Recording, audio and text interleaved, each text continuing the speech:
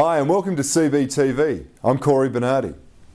Yesterday was an anniversary that the Prime Minister would rather forget.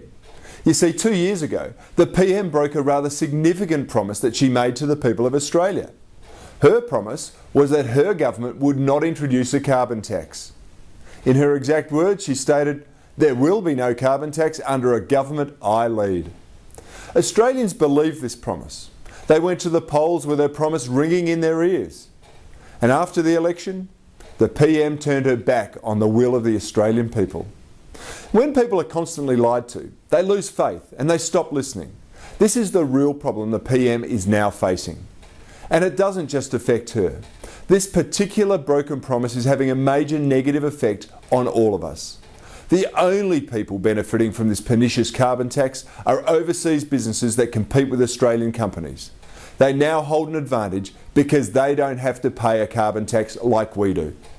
Household power bills have already increased by 10% since the introduction of this tax, and we now brace for more hard times when the carbon tax is set to increase on the 1st of July.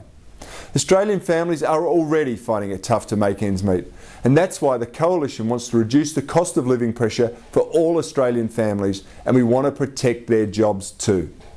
If elected this September, the Coalition's first order of business will be to abolish the carbon tax.